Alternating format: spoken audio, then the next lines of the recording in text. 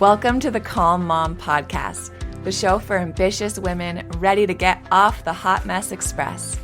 I know you've got a lot going on. You work so hard, you're raising an incredible family, and sometimes it can be overwhelming.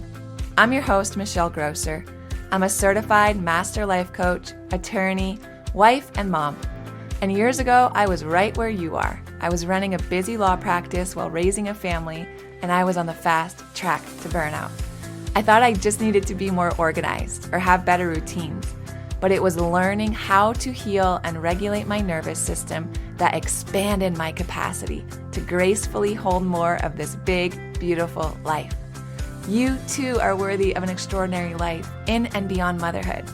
Learning to be a calm, anchoring presence in your home and at work is going to be your superpower. If you're here to do the inner work that brings a sense of calm amidst the chaos, I'm here to join you on that journey. Each time you press play, your growth continues. So let's get at it. Hey, this is the Calm Mom Podcast, and I'm Michelle Grosser. So grateful to be with you guys today. Merry Christmas, happy holidays, all of the things. Such an awesome time of year. I'm praying that your holiday has been so special and full of so many wonderful memories and time of really just like authentic connection and being with each other and that ability to just like be, right? Be present by the Christmas tree and do all of this nice, beautiful, slow things that we get to do when the world kind of shuts down, or at least like the professional world kind of shuts down for a week or so, and we can really just be present with our family. So I'm always so grateful for this time of year. And I'm believing that all of you are able to experience something similar. The holidays are really, they're exciting for all of us, for our kids. It's the lights and the gifts and the tree and the baking and the carols and all this stuff, right? So many beautiful traditions and family time and fun. Yet for so many of us, let's just be real. It can also be quite stressful and it can be overwhelming if we allow it. And I think even if we don't want to allow it, sometimes that overwhelm can just sneak in. Ask me how I know.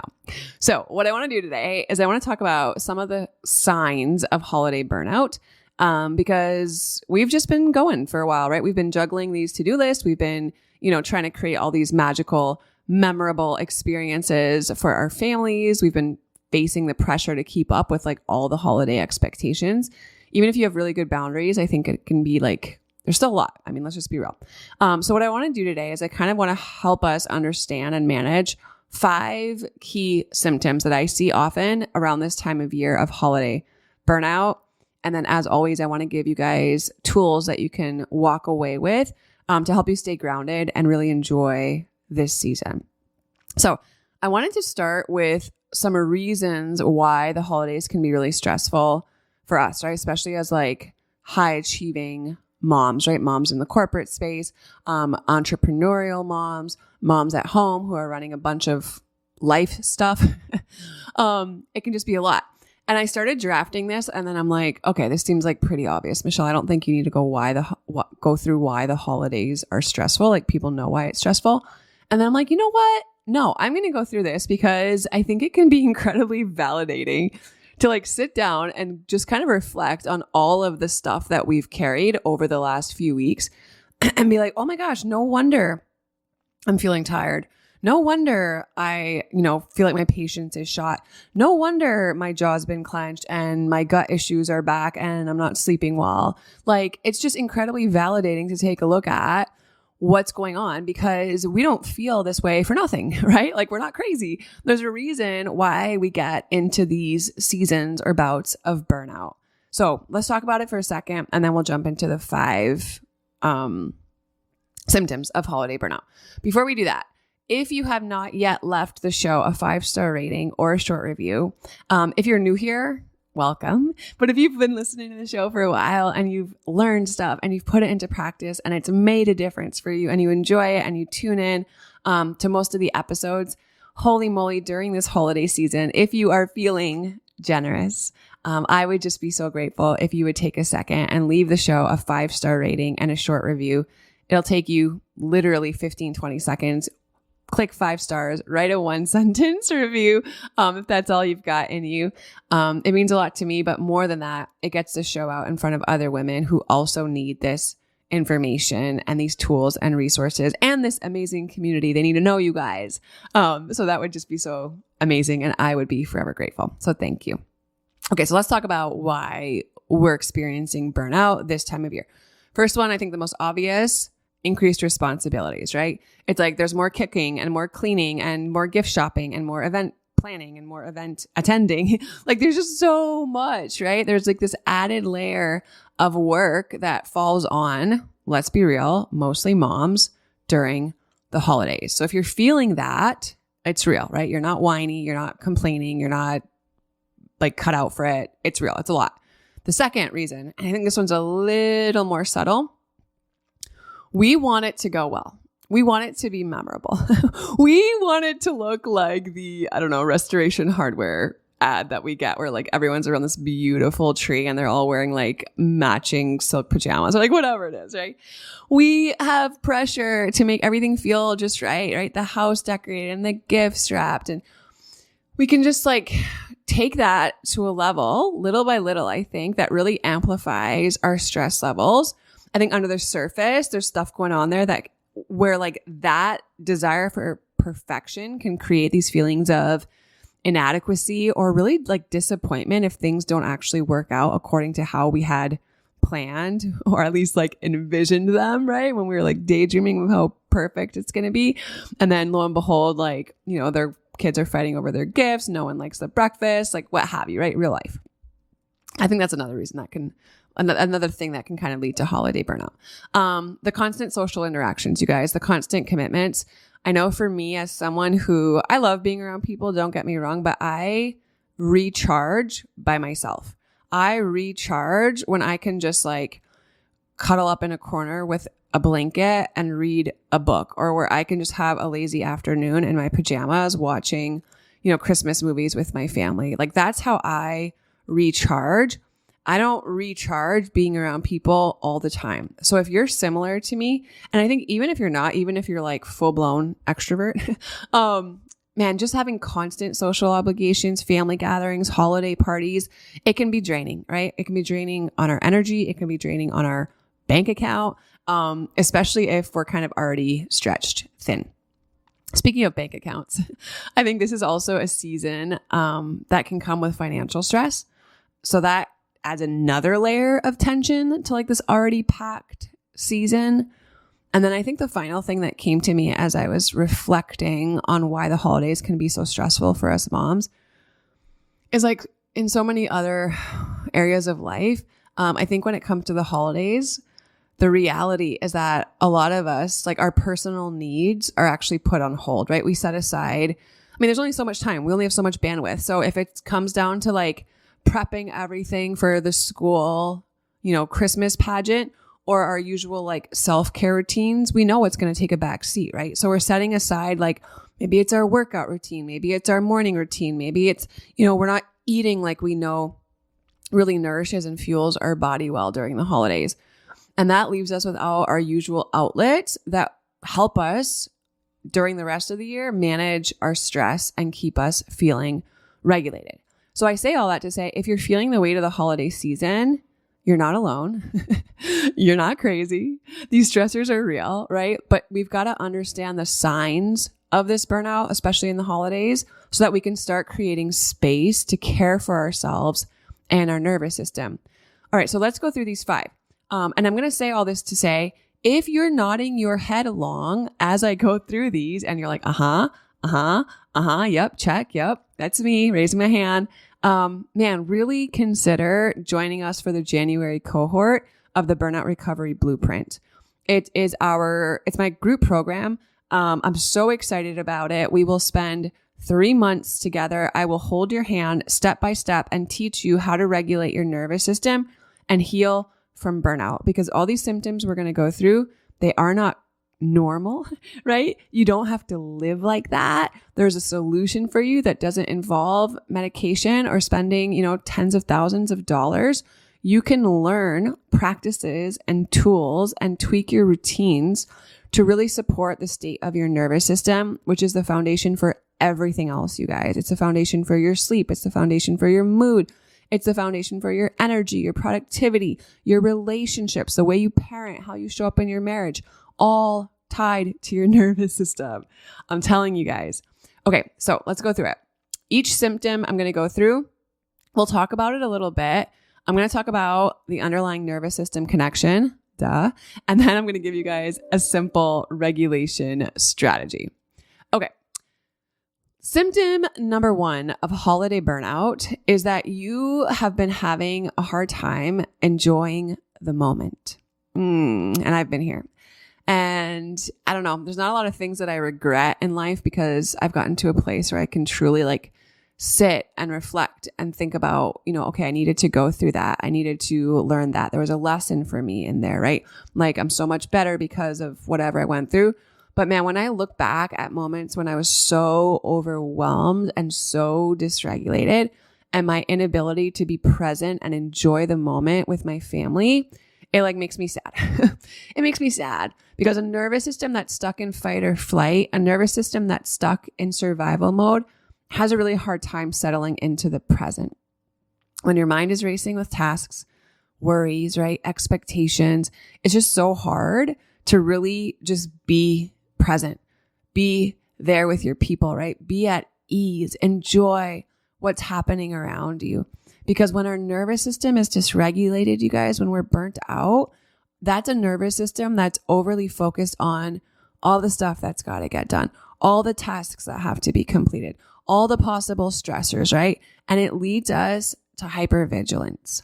So if this is you and you're like, yeah, we're in the thick of the holidays right now, and I'm noticing, man, it's hard for me to just sit and like be present with my kids when they ask me to play with them or color with them or like build the new Legos that they got. And I'm sitting there thinking about all the other things that I've got to get done, either around the house or with work or, whatever it is. Or I'm just like, it's so uncomfortable for me to just sit there and like really just be present with my kids. My encouragement to you would be to start to practice a grounding exercise in the moment. And I think one of the best ways to do that is to really, this is one of those moments where when you guys hear me say, get out of your head and into your body, when you're having a hard time being present, when you're having a hard time enjoying the moment, that's that red flag. Okay, I got to get out of my head and into my body. And orienting is one of the best, most efficient and effective ways for you to do that. So you can orient yourself wherever you are. It's super subtle. You can do without anyone really noticing. But what you want to do is you want to stop that ruminating. You want to stop those looping thoughts. You want to stop what's going on in your mind that's taking you away from the present. And you do that by grounding yourself in the present moment, orienting yourself to what's going around you with your 5 senses, right? We have more than 5 senses, but just start with the 5. So what are, 5 things that I can see right now? And allow yourself to just notice, okay, I can see, whatever's going on. I can see the tree.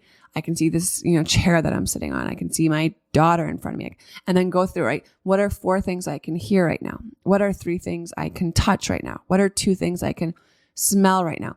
And as you slowly go through that orienting practice, breathe through it, right? Trying to fully immerse yourself in that sensory detail that will help to shift attention away from all of the like that's going on in your mind, all that stress, and bring you back to the present. Okay, so that's number 1, difficulty enjoying the moment.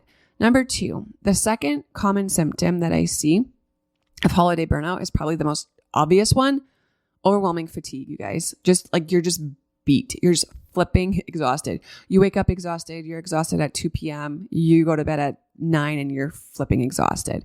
And it's not hard to wonder why or imagine why, right? Constant demands of the holidays can leave us feeling like exhausted even after we quote unquote rest, right? We're just in this constant state of activation. Our body is on high alert. That takes a ton of energy, right? When our body stays tense, when our body stays on guard, that all consumes energy, and not just like physical energy, but mental and emotional space and energy.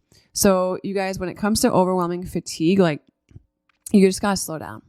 Like I wish I could have like some quick like, do this, you're going to feel so much better. Yes, there's so many different upregulation practices that can help in the moment Temperature in particular can be really helpful temperature and movement.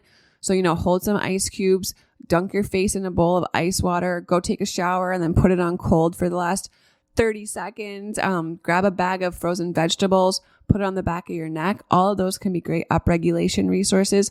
Exercise, movement, dance, that can be great to upregulate if you're feeling super tired. But you guys, at the end of the day, those are just like little practices in the moment that can kind of give you a boost. Those are not sustainable, lifelong foundational practices, right? Like you can't spend all day like dunking your face in cold water to give you a little energy boost and upregulate your nervous system. It's just not going to work. You need to get to the root of it, to the root of the fatigue, to the root of the burnout. And a huge part of that, the regulation of your nervous system, is slowing the heck down, taking breaks, taking stuff off of your calendar, delegating, deleting stuff on your to-do list, understanding and really, what's the word I'm looking for? Like really altering or modifying or adjusting your expectations of what you can reasonably be expected to do in a day without driving yourself to burnout, right? Without starting at 4 a.m. and stopping at 11 p.m. Like slow down, rest, take breaks, rest in a way that actually recharges you, right? Google the 7 types of rest and try to incorporate one of those every day. For me, one of my favorite practices when I'm feeling really fatigued is that if I'm not able to like nap or fall asleep, I'll go Google or on YouTube like a non-sleep deep rest meditation.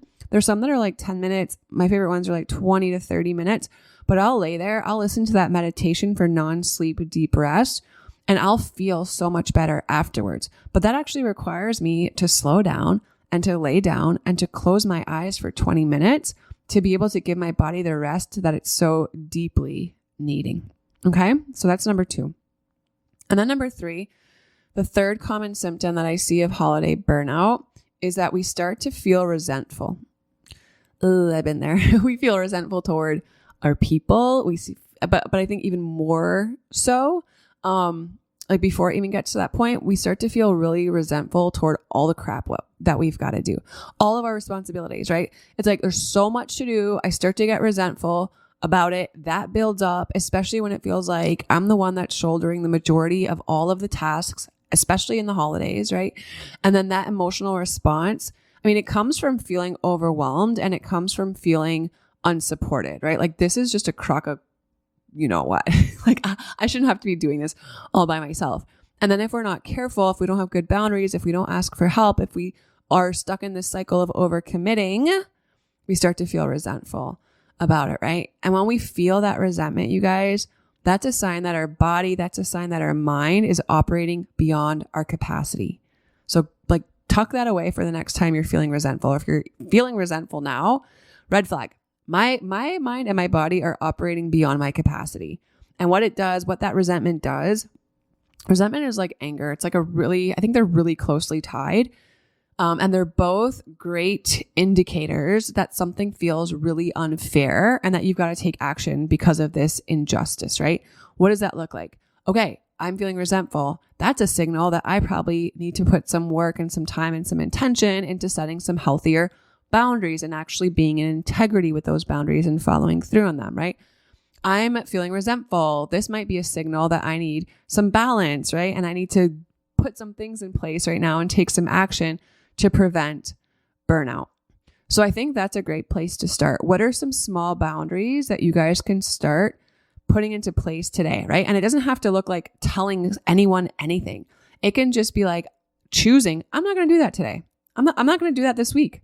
I'm actually not going to do that altogether, right? I'm going to call this person and tell them that, thanks, but no thanks. I'm not going to be able to do it. I'm going to tell my kids, you know what? We're actually not going to be doing that in this season.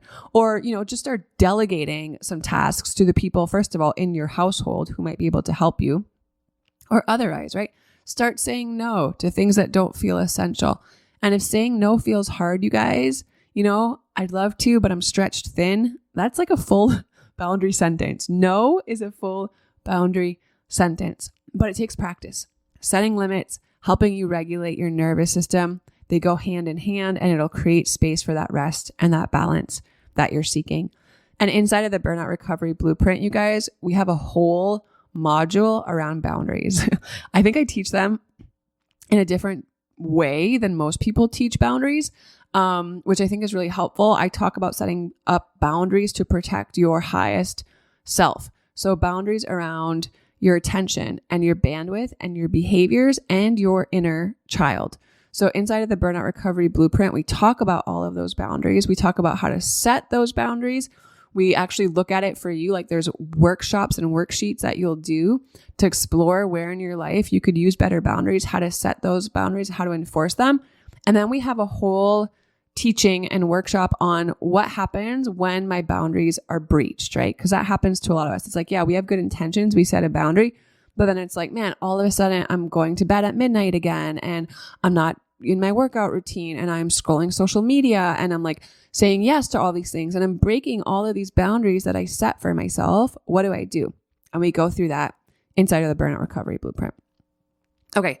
So that's number 3. Number 4, the fourth common symptom of holiday burnout that I see is that we hyper focus on perfection. And I think, we've kind of touched on this, but just the holidays in general, I think it comes with really high expectations, especially for us as the moms and as the leaders of so many of these moments in our families, with our families, because we care, right? I think it's like a beautiful thing that we have these expectations. We feel, I don't know if it's a responsibility or maybe pressure for things to be memorable and beautiful and special and just right. But there's a slippery slope there. And I think if we're not careful, instead of just focusing on, and I shouldn't say just, instead of focusing on things being memorable and special, we can kind of conflate that with things being perfect. And we know that perfectionism is like a hallmark of nervous system dysregulation, right? It leads to anxiety. It leads to comparison. It leads to a sense of inadequacy if things don't meet our mostly unrealistic expectations, especially for perfection. And it activates our sympathetic nervous system, right? That's our fight or flight response. That's that activating energy. So we think that this, high standard has to be achieved for us to be, safe and approved of and valued and have self-worth. And none of that is true. So my encouragement to you in this season, if this resonates with you, is to just really shift your focus, right? Shift your mindset around like this holiday moment has to be like, just so, to being like, hey, what's actually important here? What does special actually look like and feel like for our family, right? What's good enough? Guys, good enough is such a gift. Good enough, right? This was good enough. This is actually pretty good. And before starting the task, like just reminding yourself, hey, good enough is good enough. Focus, 1 or 2 meaningful details instead of trying to perfect everything. And then I think over time, getting into that pattern of thinking about good enough instead of it being perfect really helps to soothe our nervous system and kind of reduce that perfectionistic pressure. Okay, last one, number 5. The last sign that you are burned out after this holiday season is you kind of feel this social overwhelm or avoidance. You're just like done. The holiday season can be packed with so many different kinds of social obligations. Am I right? It's like, this party and this school thing and this work event and this neighborhood thing. And like, it can quickly feel overwhelming, especially if we're kind of already at the limits of our capacity with everything else going on during the holidays, right? So maybe you feel drained. Maybe you feel anxious about spending extended time with others. Maybe you're traveling to see family and that feels a lot. I think when we're feeling social overwhelm, that's a sign, you guys, that our nervous system is overtaxed and that we need rest in the way in which we rest, right? And for a lot of us, that's kind of pulling away. That's kind of slowing down. That's kind of creating more margin and more space so we can actually recharge. So that's my encouragement to you here. If you're like dreading social engagements, if you're feeling like you just want to cancel or avoid them, or like it feels overwhelming to you, guys, set the boundary. You don't need permission to do that. Set the internal limit for your social interactions, right? Set it even maybe if you feel like you have to go, set a time commitment. We're not going to be there until midnight, right? We're going to go, we're going to participate, we're going to exchange gifts and cookies and whatever, but I'm going to be home by 10:30. And then during the event, like try a lot of these subtle regulation tools if you need them. We talked about orienting in this episode. Just doing that where you're at can help bring your focus back to the present if you're feeling stressed while you're out and about in public. Okay. Those are the 5 I've got for you guys today. Difficulty enjoying the moment, overwhelming fatigue, resentment, especially toward your responsibilities, a hyper focus on perfection, the perfect moment, and then this kind of social overwhelm. So what do I want to leave you with today? I want to leave you with this invitation through this season and as it winds down to truly listen to and honor the cues of your body. If you are noticing these symptoms, you guys, these signs of burnout, care for yourself, right?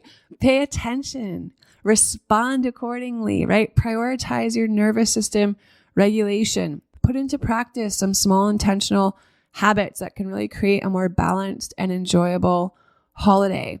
And if you're looking for ideas on how to do this, if you're looking for some guidance, go ahead in the show notes and grab my free nervous system reset guide.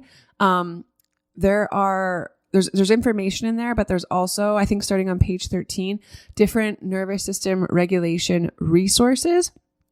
And then after that, I have a tracker so you can start to incorporate some of these habits that really help to support your nervous system, healing from burnout. And then I have a sheet that's like a reflection where at the end of each week, you can take a look at the new habits and ways of being that you incorporated and take a look at how they're working for you, how you're feeling, so you can adjust and pivot moving forward to make sure that this works for you. So that's a great place to start.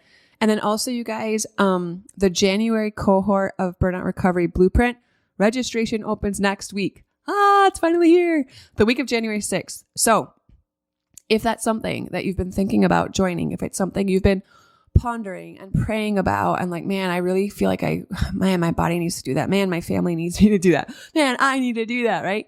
Keep an eye out for my emails. I'll obviously be talking about it here on the podcast. I'll be linking the registration.